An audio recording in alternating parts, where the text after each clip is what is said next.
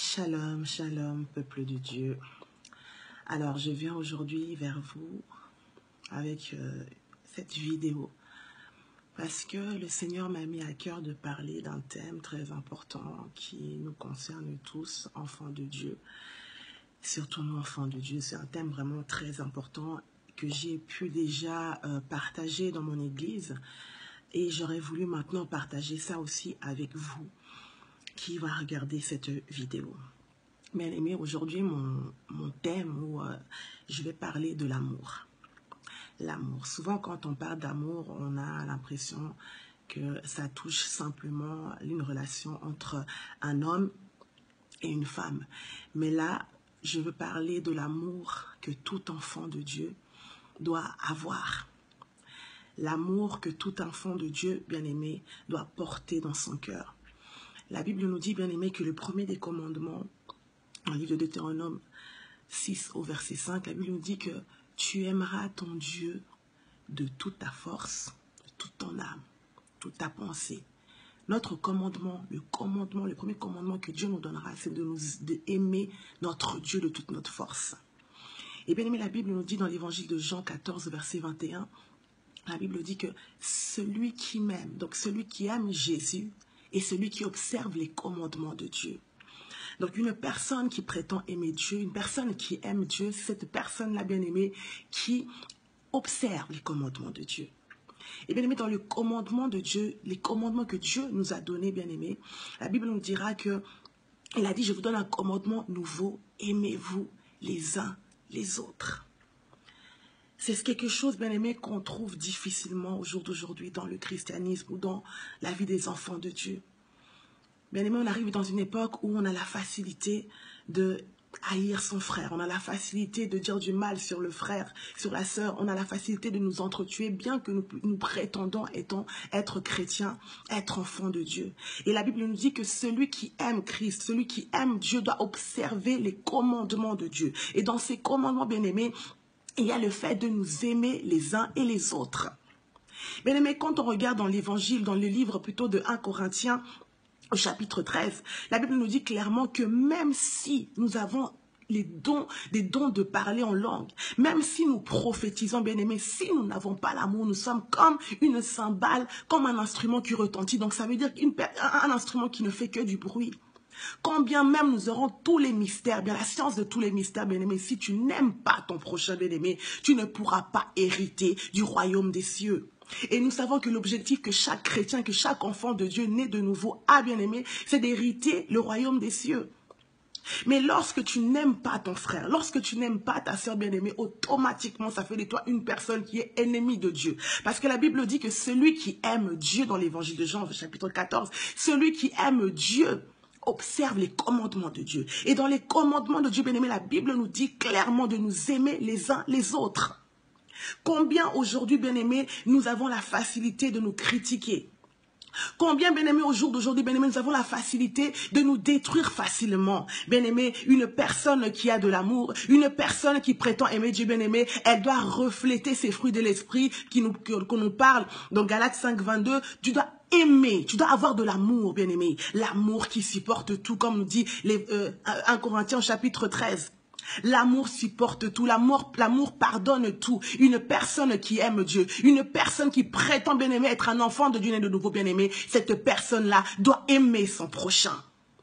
Bien-aimé, je n'aurai pas la prétention de prétendre, bien-aimé, que je suis plus que vous ou que j'aime plus que vous, bien-aimé. C'est pas ça du tout. Mais le Seigneur nous appelle, bien-aimé, à changer nos cœurs. Combien on va voir, bien-aimé, que un chrétien a la facilité de critiquer son frère. Un chrétien a la facilité de traîner son frère dans les tribunaux, bien-aimé. Un chrétien a la facilité d'aller exposer le péché ou exposer la faute d'un pasteur dans les réseaux sociaux, bien-aimés. C'est ça que les chrétiens au jour d'aujourd'hui font, bien-aimés. Ce n'est pas l'amour. Oui, la Bible nous dit de dénoncer les choses, bien-aimés, mais dénonçons les choses dans le but de reprendre nos frères, nos sœurs, afin que ces gens-là soient sauvés, bien-aimés. La Bible nous dit que Jésus-Christ est venu dans ce monde pour sauver.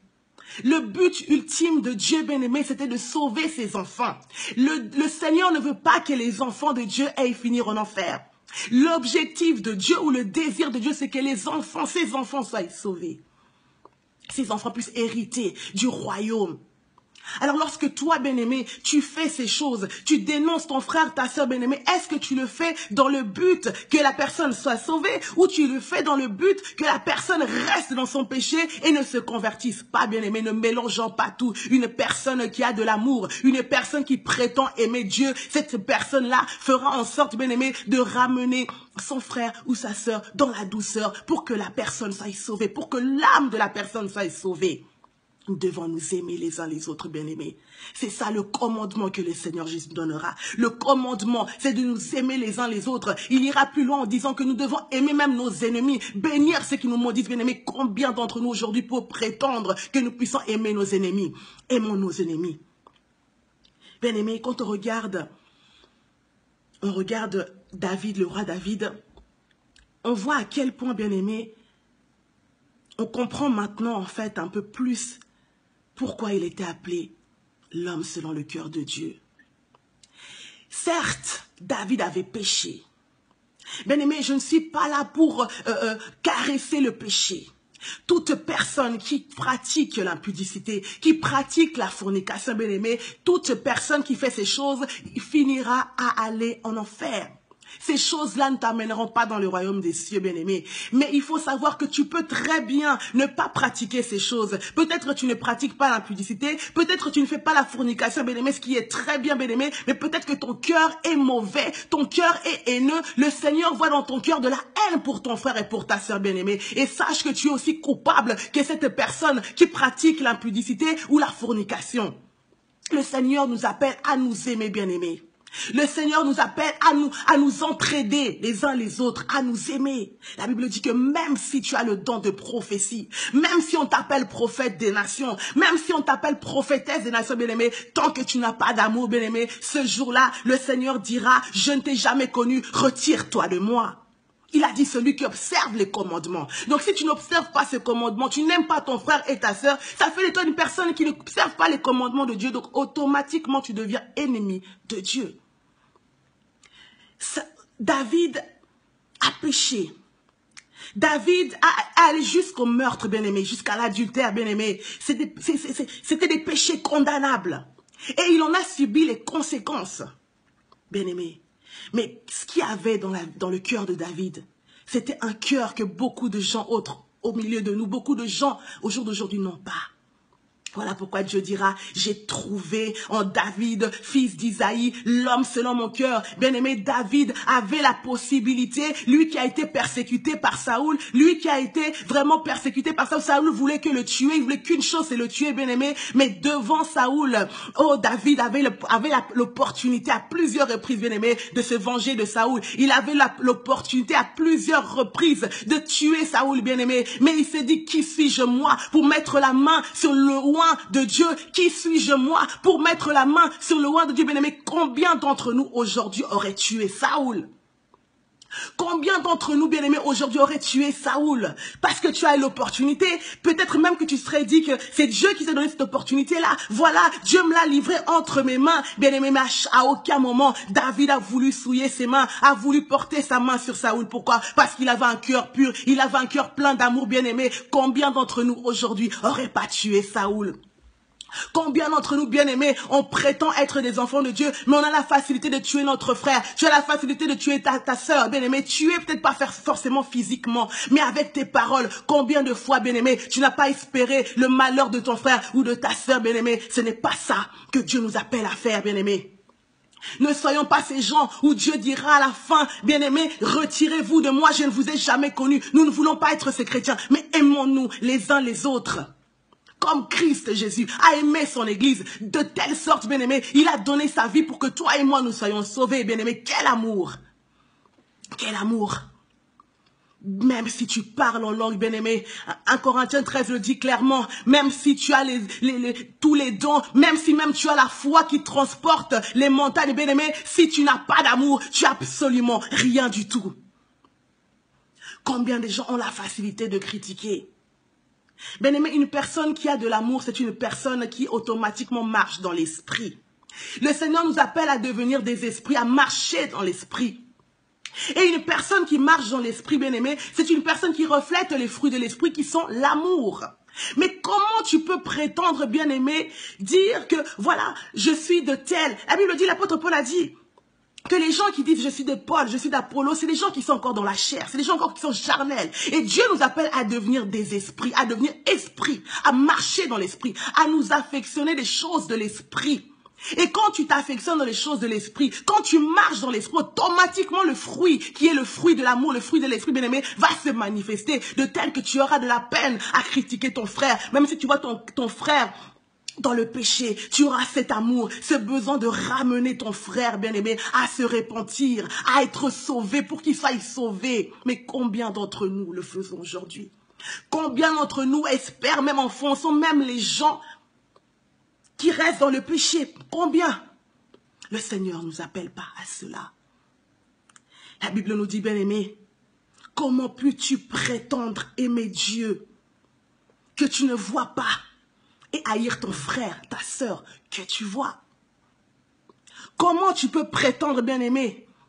1 Jean 4 nous dit, comment tu peux prétendre dire que tu aimes Dieu, la personne que tu n'as jamais vue, mais tu as la facilité d'haïr ton frère, ta sœur bien-aimée? C'est du mensonge. Le Seigneur qui sonde les cœurs et les reins connaît très bien quel est le fond de nos pensées. Voilà pourquoi des fois, bien-aimé, nos prières ne s'exaucent pas. Ce qu'on recherche n'arrive pas à l'avoir. Pourquoi? Parce que Dieu voit au plus profond de nos cœurs.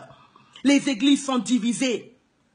Et l'apôtre Paul a dit, quand vous verrez ces choses-là, quand vous verrez de telles personnes qui disent, je suis de l'église telle, donc je ne peux pas parler à l'église telle. Bien aimé, c'est parce que ces gens-là sont encore dans la chair. La Bible nous dit clairement. Et nous devons marcher en esprit pour pouvoir développer, bien aimé, les fruits de l'esprit. L'impudicité, tous ces péchés sont condamnables, bien aimé. Je ne suis pas là pour dire le contraire. Ces péchés t'emmèneront en enfer. Mais laisse-moi te dire que ton manque d'amour aussi, ta haine, ton mauvais cœur bien-aimé t'amènera aussi en enfer. Comment les chrétiens aujourd'hui arrivent à avoir une telle haine?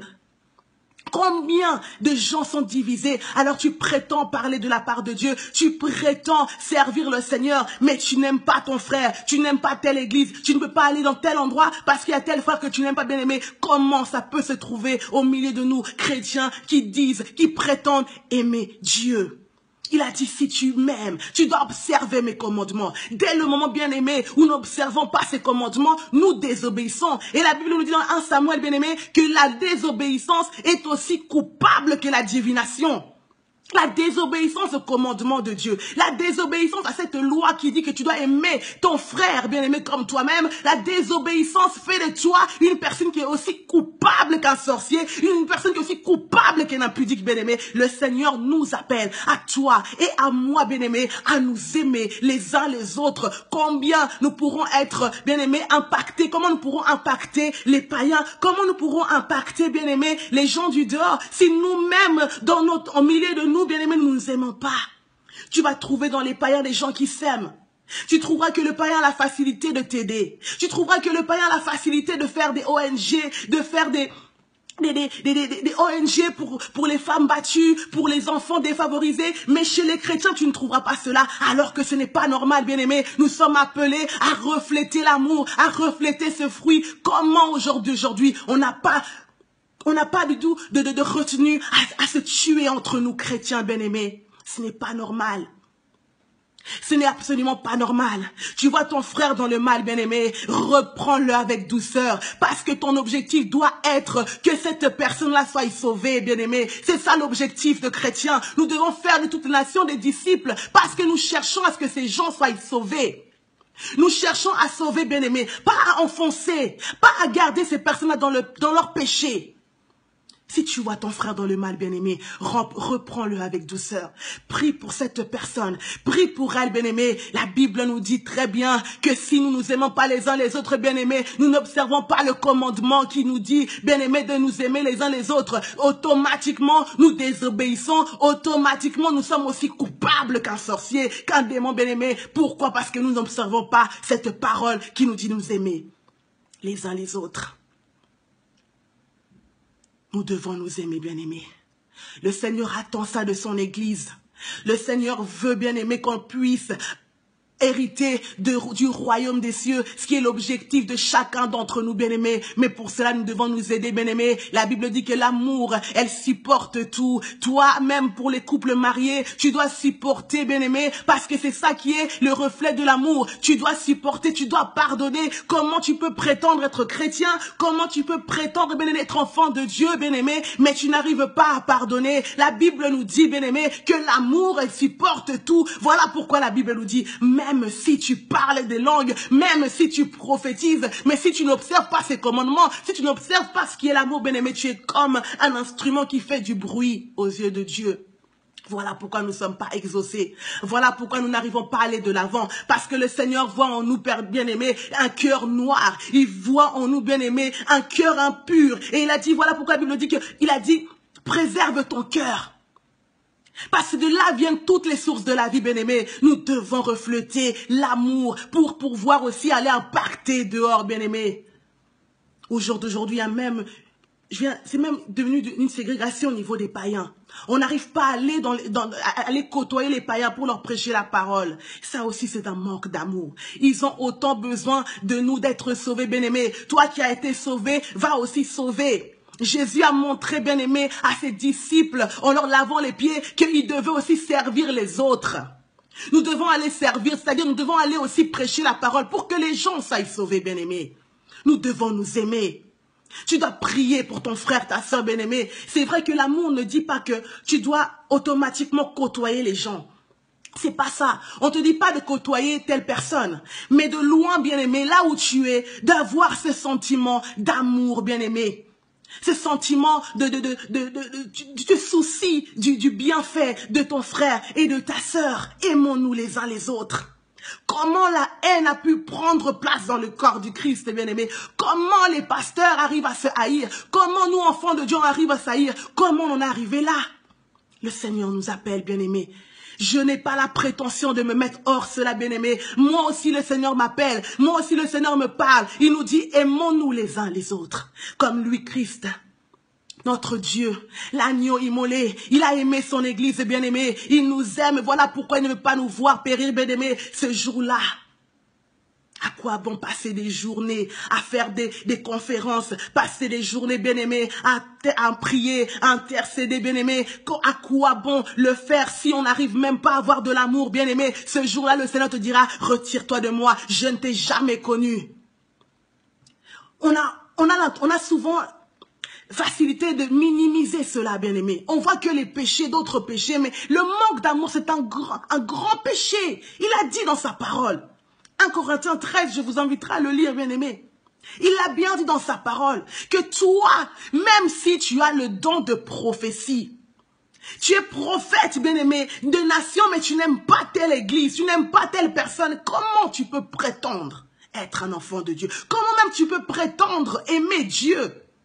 Tu n'observes pas ses commandements. Nous n'observons pas ses commandements. Le Seigneur nous appelle à faire attention à cela, bien-aimés. Prions les uns pour les autres. Soutenons-nous dans la prière.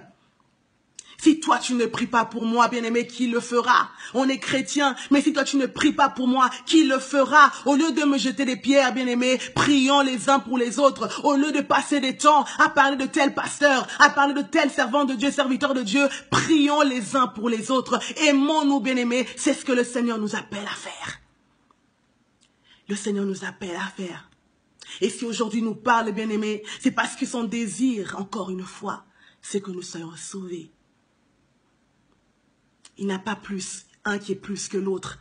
L'objectif n'est pas d'être plus que l'autre. L'objectif n'est pas de parler plus que l'autre. L'objectif n'est pas d'avoir plus de connaissances que l'autre. Mais l'objectif, bien-aimé, c'est de gagner les âmes et les amener à Christ, afin de pouvoir ensemble, bien-aimé, aller dans le royaume des cieux.